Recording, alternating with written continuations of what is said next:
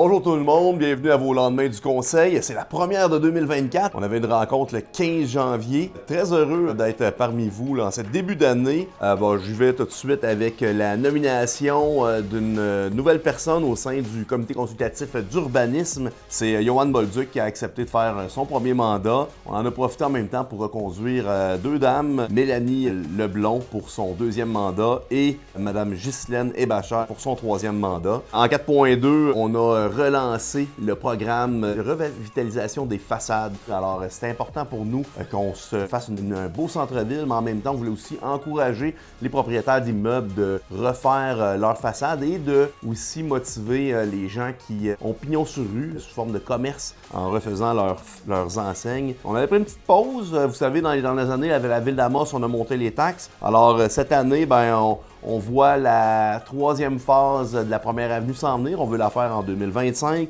Alors, on relance le programme. On va mettre un montant de 45 000 $. Vous allez voir là, dans les prochaines semaines les critères du programme sortir. Mais tenez-vous prêts, là, on veut relancer le programme. En 4.4, on a aussi donné un contrat à la firme d'automatisation GRT Inc. pour 67 000 $. Ça fait longtemps qu'on en parle, qu'on veut faire de la télémétrie des pompes. Une municipalité doit fournir de l'eau et capter les eaux usées via des stations de pompage. Et c'est important de pouvoir savoir, en tant que réel, qu'est-ce qui se passe avec les pompes. On était un peu archaïque dans la façon de gérer nos équipements électroniques et électriques. On veut se moderniser. Je suis très content qu'on puisse travailler avec la firme. Là. On a aussi engagé une nouvelle personne comme préposée à l'écocentre. À l'interne, il n'y a pas personne qui avait appliqué sur le poste. On a eu 7 candidats à l'externe, une personne qui a été passée en entrevue. Et finalement, c'est Denis Blais là, qui devient notre nouveau préposé à l'écocentre. On a aussi fait un petit réaménagement au niveau des communications.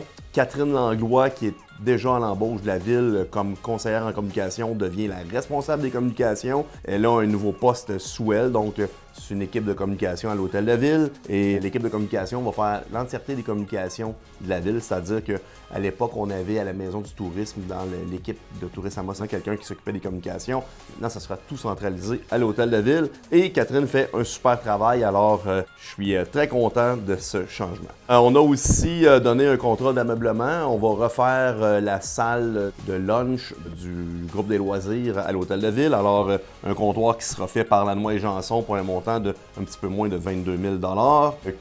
Cuisine, toilette dans le secteur des loisirs. On essaie d'en faire un petit peu à chaque année parce que, on a beaucoup de bâtiments et c'est important de maintenir la qualité de nos infrastructures.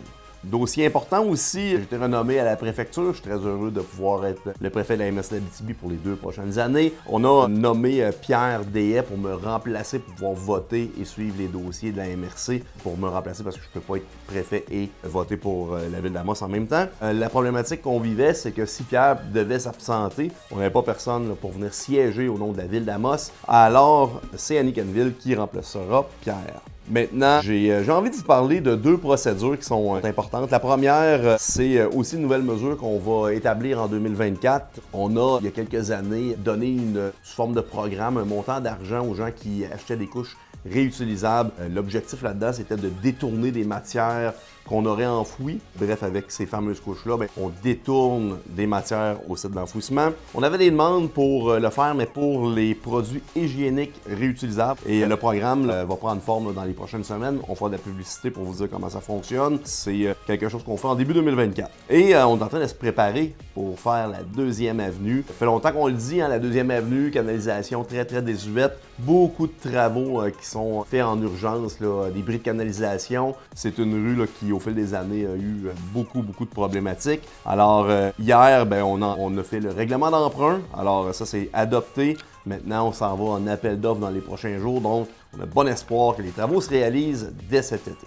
Si on regarde un petit peu les statistiques de la construction, le bilan de l'année, on a émis pour 33,4 millions de permis en 2023 versus 28 millions en 2022. Alors, on voit une augmentation de plus de 5 millions. C'est intéressant. Je pense que le contexte, avec les feux de forêt, le contexte post-pandémique, nous a ralenti un petit peu. Je sais que, on a beau avoir des taux d'intérêt qui sont quand même assez élevés. Je suis extrêmement enthousiaste face à 2024. Je suis certain que avec la création des terrains qu'on a fait, que ce soit résidentiel, commercial et industriel, je suis convaincu convaincu qu'on va relancer la construction à Amos. On a besoin d'unités de logement, on a besoin d'attirer de la population. La ville d'Amos est en bonne posture financière. Moi, je suis très enthousiaste pour 2024. J'en profite pour vous souhaiter une bonne année 2024 à la hauteur de vos attentes, en santé, et je suis bien content de débuter l'année avec vous. Je suis très fier de ce que nos équipes réalisent et je ne le dirai jamais assez à quel point ils sont importants pour nous.